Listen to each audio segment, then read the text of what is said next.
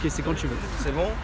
Alors moi c'est Cédric, je vais avoir 30 ans cet été, je participe depuis l'année dernière au Maraude et à la distribution de repas avec l'association Amatoma. J'ai connu cette association via un contact Facebook que je connais bien. Il m'a parlé de cette association et j'ai essayé l'année dernière les 11 derniers jours de Ramadan après le déconfinement.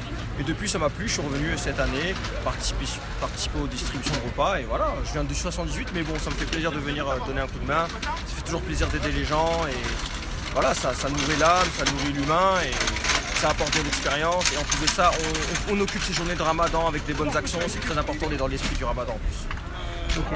Ok. Qu'est-ce que tu penses toi tout ça de ces denrées alimentaires et concernant le gaspillage alimentaire? C'est important, c'est une leçon pour nous de se confronter aux personnes nécessiteuses. Ça nous apprend qu'en fait tout le monde ne peut pas manger à sa faim, même en 2021 c'est difficile, tu vois. Et en fait ça nous apprend à vraiment rationaliser tous les repas, à donner vraiment ce qu'il faut, à ne pas gaspiller, à donner en fonction des besoins de chacun. Si c'est des familles on donne un peu plus, si c'est des personnes tout seules on ne va pas donner trop.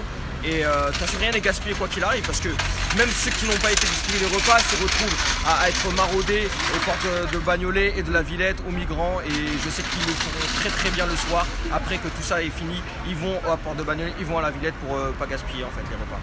Ça t'inspire quoi toi quand tu vois ce genre d'initiatives qui sont prises par des associations, par des particuliers, notamment pendant ces temps de crise avec le Covid, ça t'inspire quoi toi tout ça?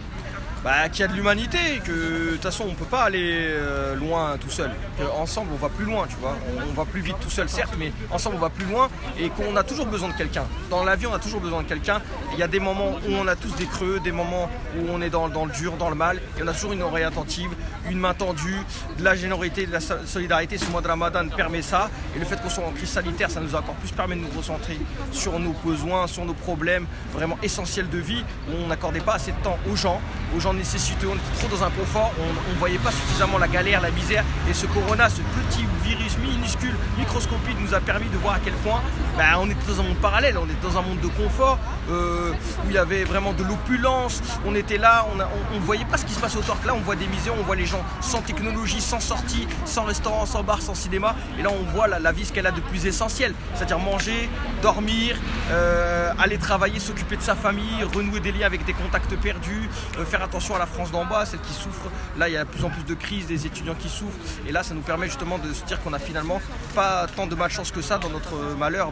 On se retrouve quand même à aider des gens qui sont dans les situations les plus difficiles. Et nous-mêmes, voilà, ça nous permet de nous recentrer et de relativiser beaucoup notre vie en fait. Ok.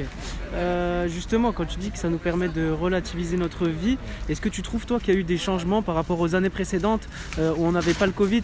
Je sais pas, des élans de solidarité des magasins qui œuvrent, enfin je sais pas, selon ton expérience perso. Ouais, mon expérience perso, j'ai vu beaucoup d'élans de solidarité, des boucheries qui proposaient des repas pour les étudiants. Il y a aussi beaucoup de kebabs que je connais à Mantes-la-Jolie qui ont fourni des menus pour étudiants et pour les personnes nécessiteuses. Beaucoup d'élans de solidarité de toutes les communautés qui se sont mis à donner des restaurants, qui est donné aux soignants, au personnel hospitalier, au personnel de police, à tous ceux qui œuvraient dans le quotidien et qui n'étaient jamais à la maison en télétravail, qui charbonnaient tout le temps. Et voilà, il y a eu des élans de solidarité qui sont nés un peu partout. Moi, dans mon réseau actuel, je vois énormément de choses, beaucoup de partages même durant ce mois de Ramadan, de personnes qui se déplacent dans tout le 93 par exemple, ou des gens qui offrent des repas. À Puteaux, j'ai reçu aussi des messages demandant aux personnes intéressées de venir chercher des repas pour les personnes qui sont dans le besoin, de distribuer à des associations comme la nôtre des colis alimentaires. Là aujourd'hui ils ont fait une récolte, une collecte aussi, ils donnent, le Leclerc il donne, je sais qu'il y a pas mal de magasins qui donnent aussi, qui œuvrent contre le gaspillage et qui donnent à des associations pour offrir aux plus démunis le besoin pour se nourrir, manger, boire, les kits d'hygiène et tout ça, c'est très important aujourd'hui. Là, si tu aurais un message à transmettre à des personnes qui te regardent depuis chez eux, qui veulent œuvrer qu'est-ce que tu aurais à leur dire? Franchement, faites-le. Moi, je le fais, je viens de loin et je sens même pas la difficulté de le faire. Pour moi, ça nourrit. C'est que j'ai envie de le faire et en plus de ça, ça me grandit et ça me fait du bien parce que j'ai l'impression d'être utile, de rendre service. Les gens, le sourire, les remerciements, ça nourrit l'homme, ça fait grandir et on se dit qu'on est né pour ça. Qu'on vit pour ça, pour aider les gens, parce que faire le bien, c'est nous faire du bien, et leur faire plaisir, c'est nous faire plaisir, et il faut le faire, il faut se lancer, et quand on est motivé, on peut faire vraiment beaucoup de choses, et voilà, il faut avoir la motivation de le faire, et ça permet de soulever des montagnes.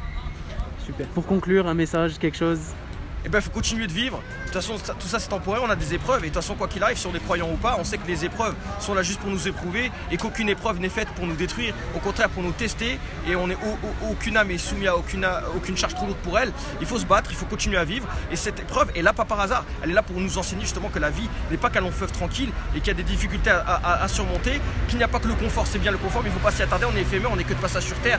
Et il faut vraiment contribuer à se recentrer sur les choses essentielles, le bien, faire le bien, nourrir les gens, aider son prochain. Et cette épreuve nous permet justement de nous recentrer sur les choses essentielles de notre vie. Donc il faut vous concentrer et prendre vraiment le maximum de bénéfices et de positifs de cette épreuve qui est le corona. C'est juste une épreuve parmi tant d'autres. Il faut continuer à vivre, sourire à la vie, elle vous sourira. Voilà.